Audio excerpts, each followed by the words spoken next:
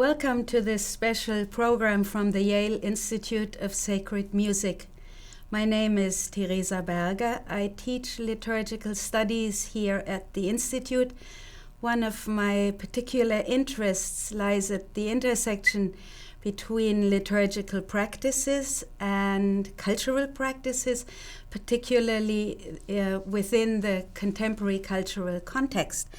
And so we are here today to think through the upcoming coronation of King Charles III. I'm joined by two colleagues from the Institute in the studio here, Professor Bryan Spinks, Emeritus Professor of Liturgical Studies here at the ISM. He's both a scholar of the history of Anglican liturgy and also an ordained clergy person in the Church of England. And then Professor James O'Donnell, professor in the practice of organ here at Yale and until very recently, organist and director of music at Westminster Abbey. In that capacity, James directed the music for many important events in the Abbey, most recently the funeral of Queen Elizabeth II last year. Now, we are focusing today on the upcoming coronation of King Charles III simply because it is at heart rooted in a liturgical event. It's presided over by the Archbishop of Canterbury. It takes place in Westminster Abbey, and it's embedded within a Christian service of Holy Communion. We at the Institute of Sacred Music, with its focus not only on sacred music but also on worship and art and architecture, have specific interests and expertise to bring to the coverage of this event. We also know that much of the global media coverage of this coronation that has already begun will focus on entirely different angles than the ones that we will seek to foreground. Think only of issues like fashion, royal family dynamics, questions around vestiges of imperialism, questions about the presence of interfaith representatives. All that will be front and center in the global media coverage. But for us, we want to intervene in this conversation with our own expertise and focus on worship and music. And in order for us to do this well, we actually have two colleagues who are not only specialists in these areas, but are also British themselves. And with that, I want to turn to my colleague Bryan Spinks with the first question. It's related to the website that was established for the coronation, and there you can read that, and I quote, "The coronation is centered around a solemn religious ceremony that has remained largely unchanged for over 1,000 years." When you look at these two aspects, the religious character of the ceremony and its ancient tradition, what would you want to add into that very short description to help us understand this event? Well, indeed, it is religious, and the central part is the anointing and blessing of the monarch. And that goes back over centuries, which has been handed down. It originates, as far as we know, possibly in Spain, but it gets to Anglo-Saxon England, and it gets to the Frankish lands, and the present coronation service in England ultimately derives from those Frankish ordos. So we have an ancient tradition, ritual kernel that you said is focused on the anointing of the sovereign, the monarch, king or queen. What will it look like, and why do we not get to see it in all likelihood? Why we don't see it is because certainly the monarch and some advisors think it's the most sacred part. And yet it's that part which makes the connection between the coronation service and other services that also use oil and anointing, such as baptism, though the coronation services themselves were patterned on the ordination and consecration of a bishop, who was anointed and put on the vestments of a bishop and given the insignia of a bishop. And you can see those parallels in the coronation rite. There is also a parallel between the crowning and the putting on of the bishop's hat, or technically the mitre. Mitre, absolutely, yes. Okay, so resonances with other Christian rituals that involve anointing, but apparently that will be exactly the part of the ritual that will not be televised. Same choice with the coronation of Queen Elizabeth II, where that was also considered so sacred, so intimate, that the cameras cut to something else at that point. Well, I can see that it can be regarded as intimate, but in terms of what the heart of the rite actually is, its core, to not televise that will give people the impression that something else is the climax, such as crowning. Yeah. Which is not so. Yeah. And it also cuts out the link between the coronation and other church rituals using oil. I have a million other questions about that, but let's for now move to James. From what Bryan has sketched about the ritual kernel of this, what in terms of the sonic world and music should we watch out for in particular? Well, as we're speaking, we know a certain amount about the music, but all the information has not yet been released about it. So one can look, perhaps in more general terms, at coronations that we do know about, which have taken place in the past. There were 4 coronations in the 20th century, which is quite a lot, and I think one can say without any exaggeration that music is an absolutely critical factor in the whole suite of experiences that one has in a coronation service. And it works on so many different levels. There's the music is able to heighten the drama, and it's a very dramatic moment. It's a crucial moment in the national narrative. And of course, now we have television and internet and all the kind of things that enable something in one part of the world to be seen live in any other part of the world. It has an international aspect today that perhaps it didn't even have in 1953 when Elizabeth II was crowned. So you have an enormous platform, as it were, for a huge variety of messages. Bryan was talking about the theological centerpiece of the coronation service, which is actually not the coronation or the putting on of the crown. That's the culmination of another section of it, technically, but the anointing with oil, the setting apart of the sovereign for service to his or her people. And that's right, and there is music that has traditionally accompanied that since it was composed in 1727 for the coronation of George II. Handel's Zadok the Priest has been the musical counterpart for that moment. We don't yet know whether they're going to do that this time. I think it's highly likely. I'd probably put money on it, but I don't know. But it has been, over the centuries, it has been repeated because it is devastatingly effective and is a wonderful musical counterpart for that moment. Bryan said that the anointing is, as it were, hidden. It's hidden in a very kind of splendid way. The sovereign, or at least in 1953, we don't know what's going to happen in this time, but the sovereign withdraws to another place and is covered by a very splendid canopy held by Knights of the Garter or whoever is going to hold them this time.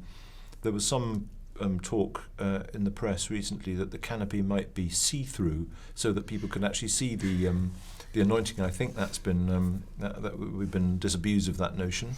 But the going away for a very, very solemn sacred thing, in a way, emphasises it. I think it sort of takes it away from the rest of the elements. It sets it apart. So if the anointing is a setting apart, the setting apart ritually of the anointing in a way that is not done for any other aspect of the ceremony is a sort of appropriate in a way, in a way that there's the whole kind of the layout, for example, of an Orthodox church with the iconostasis and the withdrawing into the sanctum sanctorum. The kind of the holiest thing is kind of not seen, or it's slightly at one remove. So there's a sort of element of that, I think.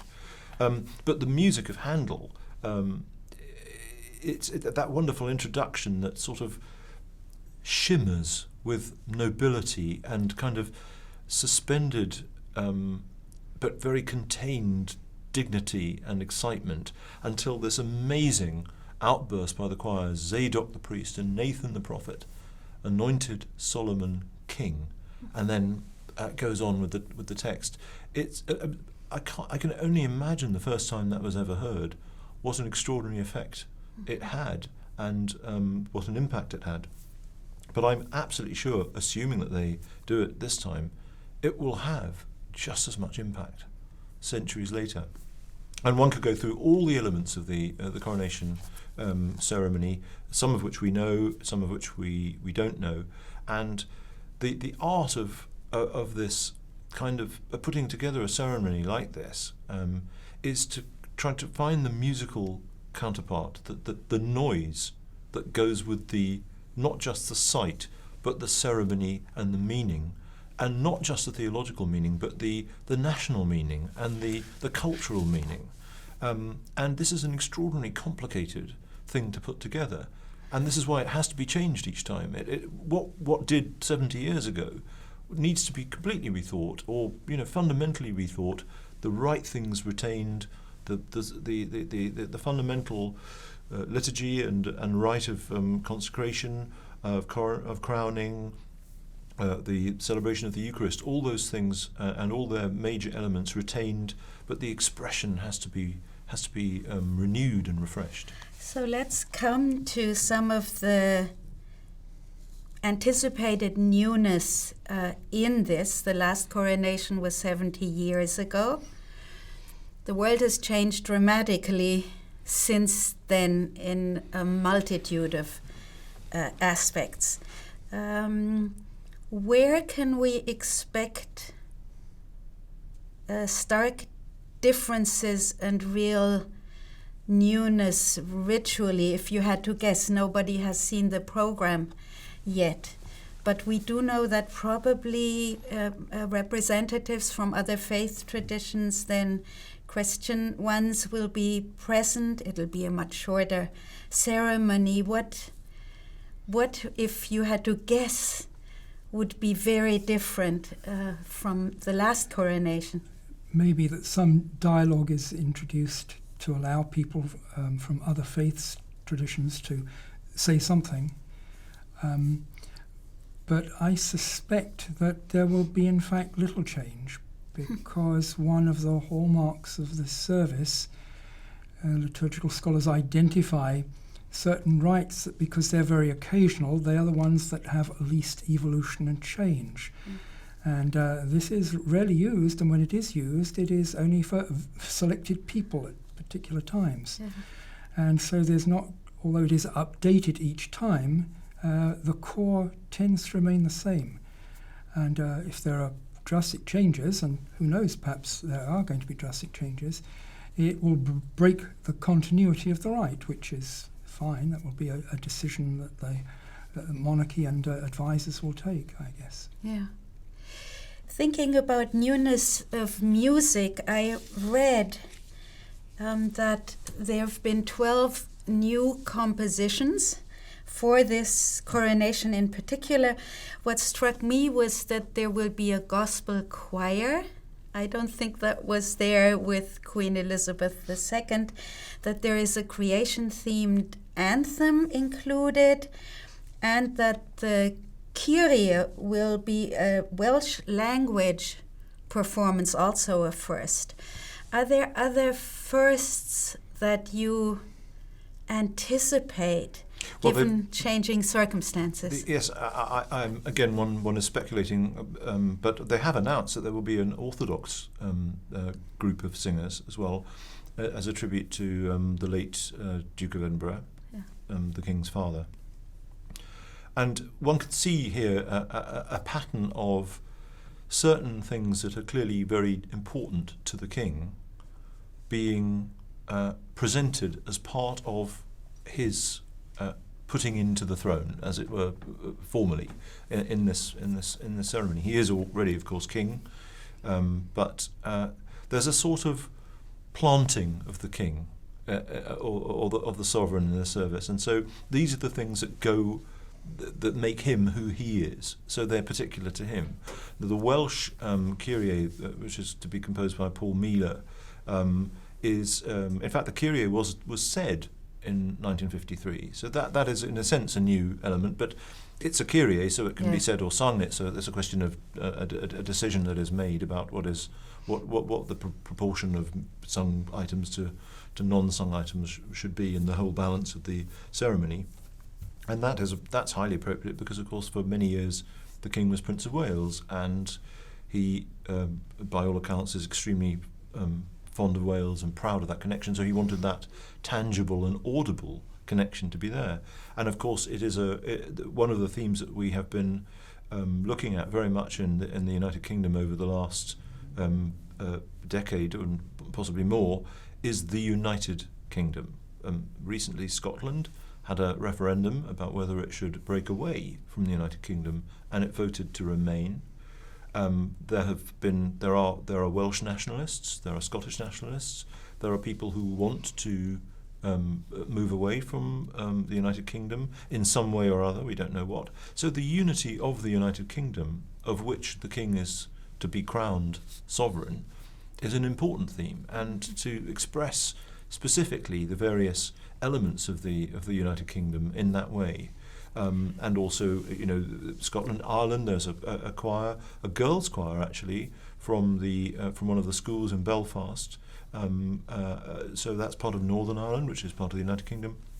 And there are many other elements, I'm sure. The Commonwealth also is being represented in a number of ways, not just by the presence of dignitaries, but by a musical element, an organ piece that is combining themes from Commonwealth countries. So that will be that's a first, and seems to me to be an extraordinary and imaginative thing. So I'm just looking at it from afar, because I'm not involved in this in any way, and haven't been involved in any of the planning in the past. But looking at it from afar, it looks like an extraordinarily inventive and rich tapestry of elements from the musical side. There is one element I wanted to add in that you reminded me of in terms of the King Charles's own heritage, and it has to do with the oils used for his anointing. They actually came from, were consecrated in Jerusalem, where one of his grandmothers is buried. So there are currents running underneath this ritual that, unless you read deeply into ritual details, may not appear immediately. That brings me to another question for the ritual expert. Other European houses have certainly had coronations throughout their history. What's peculiar about the British coronation tradition? Okay, well, I think it's easy for British people to think that the coronation service is something unique to England. It's not unique. It's a survivor from what was once a much more familiar ceremony for monarchs across Europe.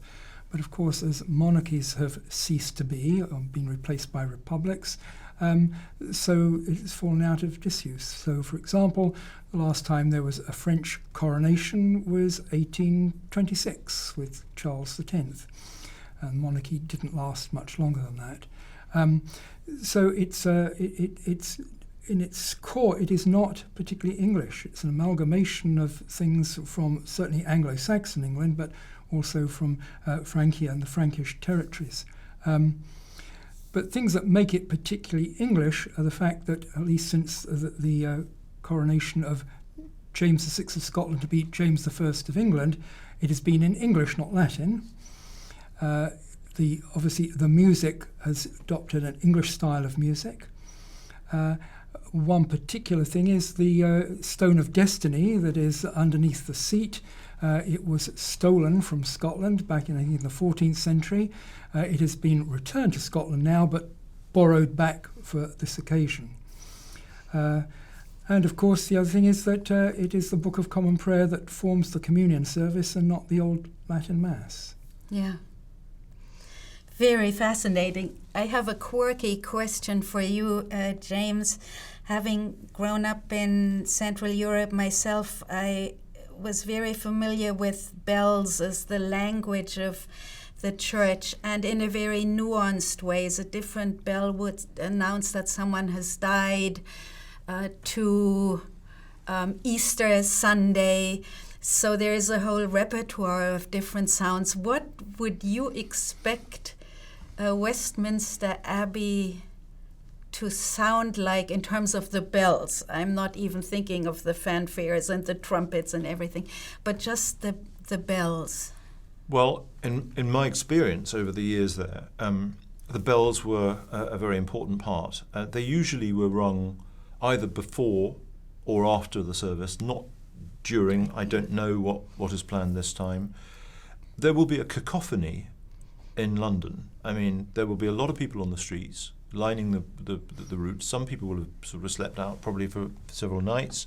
There'll be a sense of exuberance of a party and a great national celebration. So there will be a lot of noise in London. So people won't be sitting reverently listening to the bells of Westminster Abbey ringing out. And I imagine lots of churches will ring their bells simultaneously. Mm-hmm. So there will be a kind of a holy cacophony of a wonderful type, of a completely sort of uncontrollable. But the Abbey bells themselves, there's a wonderful guild of bell ringers there, and they're very expert and they ring very well. I'm not an expert in bell change patterns and so forth, but a full peal of bells can last sort of 4 hours. And there are different sorts of ways of doing it and different kinds of things. I remember one special occasion, I think it was for the 60th anniversary, the Diamond Jubilee of the late Queen, when we had a service to mark the 60th anniversary of her coronation. This was 10 years ago, and they fired the bells, which is to say they rang all, I think it's 10 of them, together all at once, repeatedly. So instead of one after the other, there was this huge sort of thud of all the bells going all at once. And this requires an enormous amount of skill, because people have to kind of get various sizes and weights of bells and make them sound simultaneously. And that was very excited. And I remember, because I was standing near her at the time, the Queen commented on it. Somebody had told her that this would happen. It's very unusual. I'd never heard it before. And she said, "Oh yes, they're firing the bells," and was quite fascinated. So I imagine there'll be lots, and people will be getting out. It's like, it's the equivalent of getting your best stuff out of your drawer and taking it to the cleaner and then wearing it and looking your best. People will be getting their best stuff out for this, including the bell ringers. Yeah. Can't wait to hear that. Bryan, you've told me that you will get up to watch the coronation, although it will be probably quite early in the morning here. You also have memories, childhood memories of watching the last coronation of Queen Elizabeth II, and you were bored to tears from yes, what... I was 4.5 and bored to tears. Bored to tears. I am assuming that today, and being a scholar of ritual now, you will not be bored to tears, but what in particular will you be attentive to, will you look for? I think I want to be attentive to the whole service, because I've never, since that experience of 4.5 years old, I've not seen a coronation all the way through. I can live without the horse guard accompanying the coach at the beginning, or even the procession in a different coach at the end. But I really would like to focus on, see what happens on one of these very occasional services. Yeah. Same question to you, although not hearkening back to any childhood memories, but you have been a director of music at Westminster Abbey for the last 20 years. Important 23. Service with Pope Benedict XVI, the wedding of William and Kate. You were the music director at the funeral of Queen Elizabeth. Now you are on the other side of the Atlantic in New England rather than England.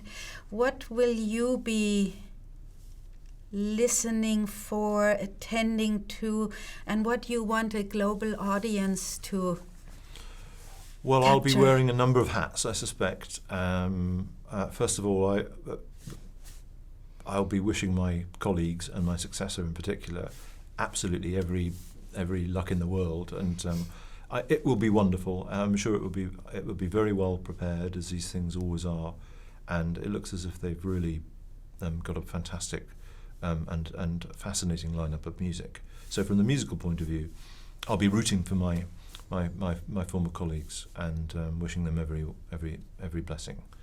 I'll be fascinated to see it, because it is a great thing, and it is now, as Bryan was saying a few moments ago, it is now a survivor. It is a unique thing. There isn't anything like this anywhere else in the world, and the last one was 70 years ago. So these things don't come along very often. So it has a huge fascination for anybody who's interested in any kind of culture, I think, in history, let alone in liturgy or particular an academic study of these things. It can work on so many levels. So I'll be really fascinated by that, and I think I will be watching the processions, because I want to get every single moment of it. And I think also, quite apart from that, there's a feeling of renewal to this. The king has been on the throne, technically, since the second his mother died. We know that. But this is a thing that kind of, as I said a moment ago, it plants the sovereign. It puts the sovereign in. It's the country sort of tucking the sovereign onto the throne and saying, here you are, we're with you, and God's with you, and praying, and it's a sort of an enveloping moment for the country, and I think beyond that it's a moment of great renewal that has resonance for anything. I was just thinking while Bryan was speaking a moment ago about other European coronations. Of course, they have been discontinued, but something kind of really similar at its heart, not from the religious point of view, but something really similar takes place. An oath is taken, and that is part of the coronation. So as well, the Queen, or the King in this case, signs an oath, and takes the oath and signs this oath, which is a solemn promise to rule with mercy and justice and be at the service of his people, which is exactly what the President of the United States does. Takes an oath.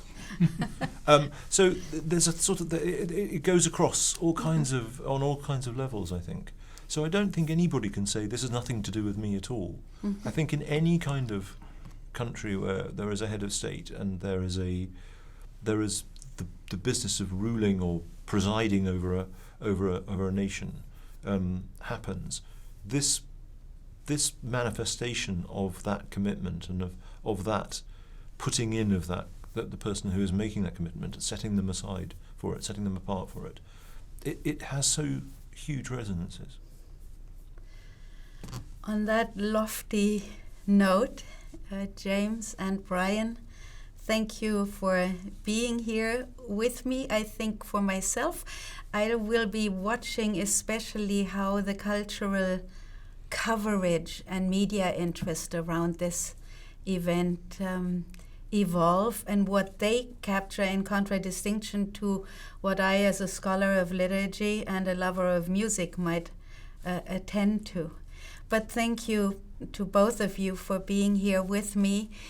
And I hope that you all have caught a glimpse of what the expertise of the Institute of Sacred Music, with its interest in worship and art and architecture, can bring to a somewhat crazy media coverage of the upcoming coronation of King Charles III. Thank you.